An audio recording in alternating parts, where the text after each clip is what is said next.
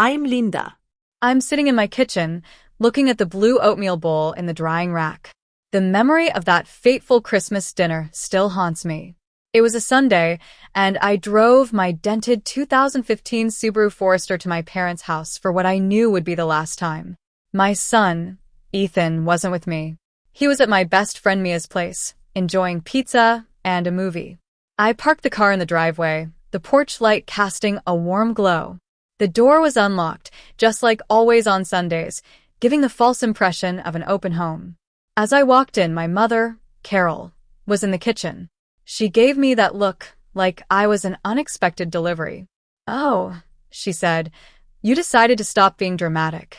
I hung my coat on the hook by the door, feeling the mechanical pencil in my pocket.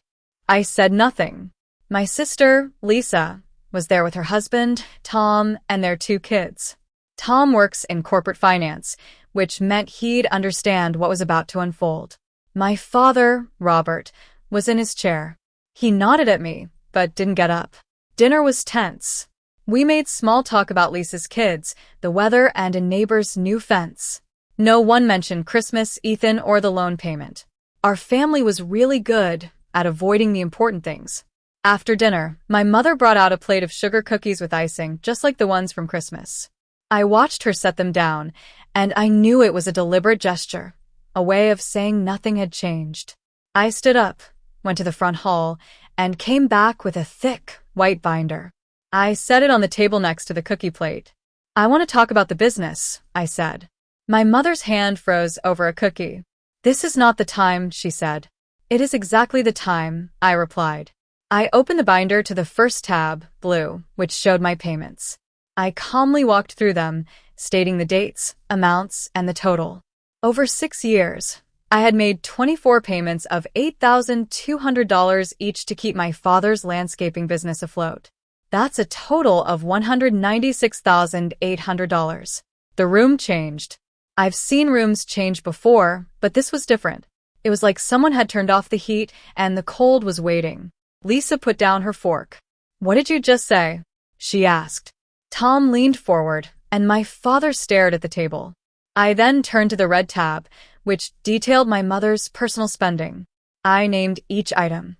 The $38,000 kitchen remodel, the leased BMW that cost $900 a month, the $16,000 wellness retreat in Hawaii, the new patio set, the jewelry, and the department store charges. All of it was paid from the business account, which I had been keeping alive with my quarterly payments. Tom's face went white. He saw the pattern immediately, my money flowing in and my mother's spending flowing out. Lisa looked at him, then at me, and then at the binder as if it had appeared out of thin air. My mother started to cry.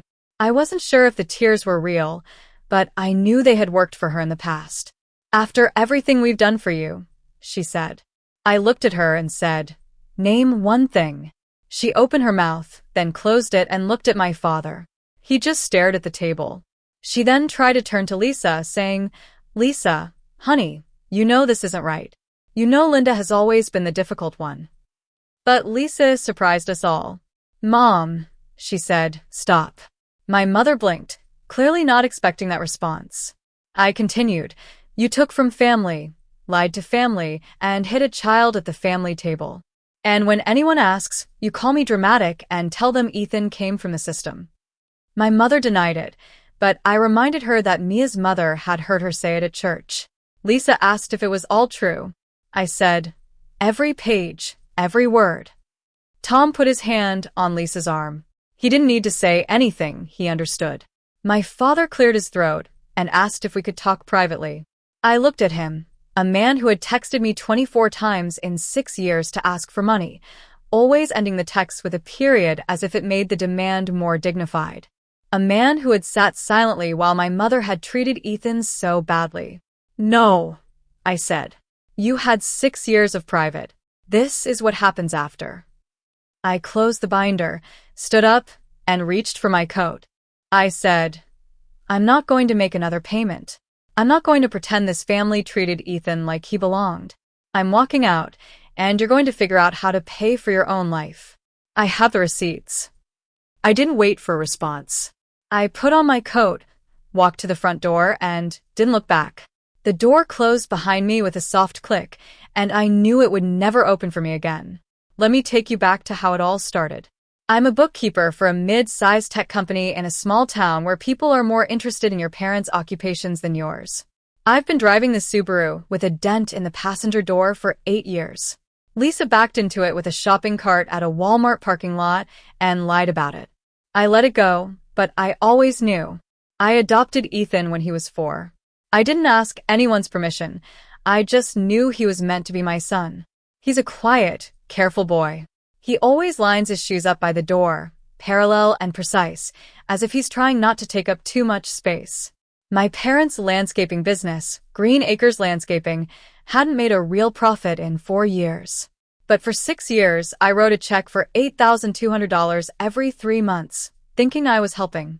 My mother, Carol, had retired early from a local government job and spent her time remodeling the kitchen, leasing expensive cars, and keeping tabs on who was doing enough in the family. On the surface, our family seemed normal. We had Sunday dinners, took holiday photos, and my father would grill in the backyard while my mother arranged the table.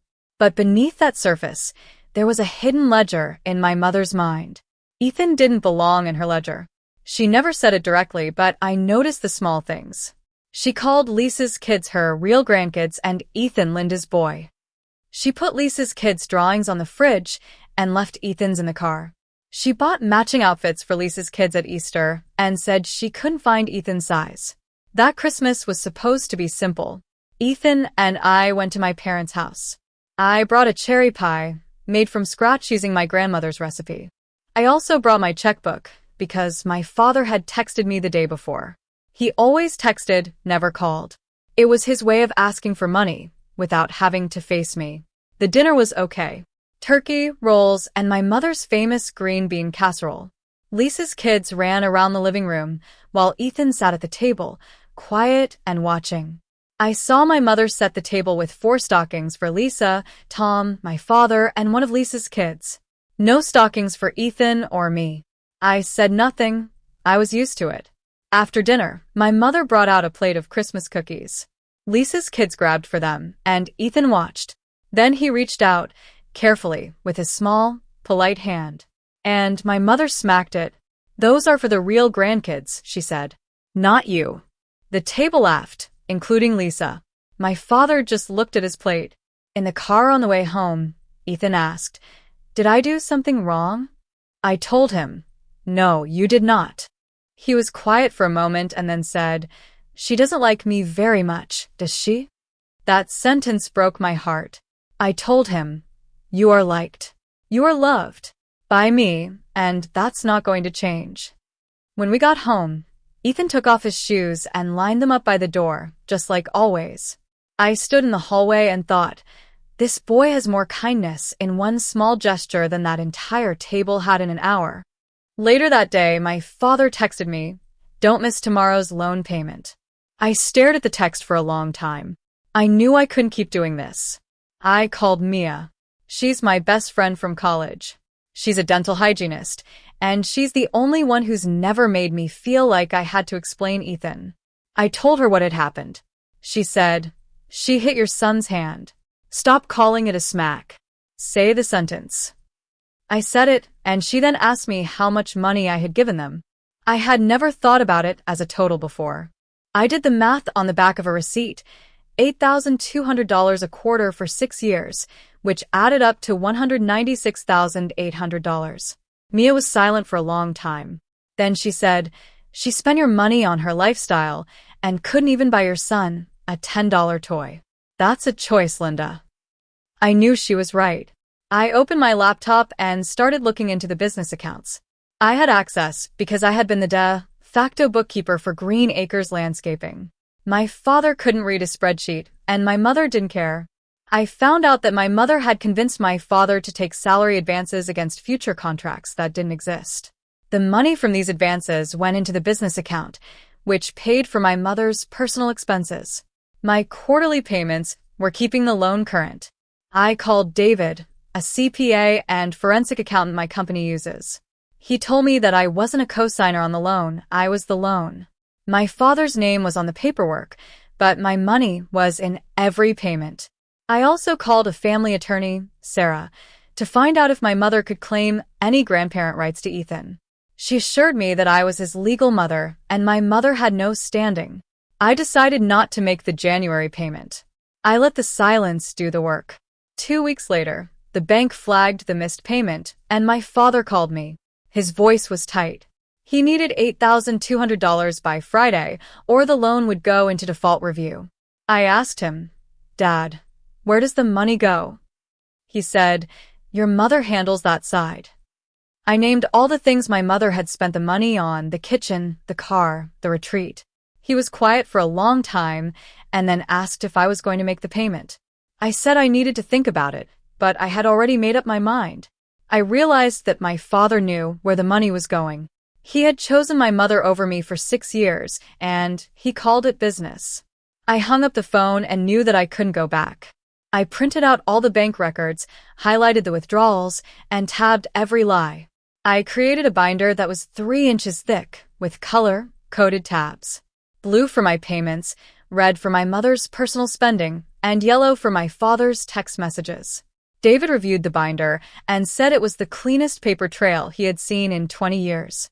He sent a formal letter to my father's attorney demanding repayment of $196,800. In February, my mother's leased BMW was surrendered. I saw my father's old work truck parked in front of their house. The wellness retreat wasn't going to happen again, and the kitchen remodel stood as a monument to a life she hadn't earned. Lisa called me in late January. She said she didn't know what was going on. She should have looked at the numbers and asked me directly. She said Tom had gone through the binder and realized I was paying for everything. She also said Tom was sorry for not noticing earlier. My father texted me 3 weeks after the Sunday dinner, saying he and my mother were separating. I showed the text to Mia and she said, "He's sorry he got caught." That's not the same thing. It's now February. Ethan still lines his shoes up by the door every morning, and I still make oatmeal in the blue bowl. The world didn't end when I stopped writing those checks. One Saturday morning, Mia came over. She brought an electric toothbrush, just like she's been trying to get me to use for 11 years. Ethan asked what was wrong with my toothbrush, and we all laughed. Ethan then asked if we could have cookies for breakfast. I said yes, and we made sugar cookies together. When the cookies were done, Ethan took 3 and lined them up on the counter, parallel and precise, just like his shoes. I watched his hand reach for the first cookie freely, without any hesitation. I drove the Subaru to the body shop and got the dent fixed. Lisa sent me a text with a drawing her daughter had made for Ethan. I saved it, but I didn't write back yet. I spent 6 years writing checks to support a family that wouldn't accept my son. But I stopped, and I found that the family I really needed was smaller, just Ethan and me, and it was enough. I don't fear the phone call from school or the dinner table anymore. Ethan reached for a cookie this morning, and no one laughed, no one stopped him.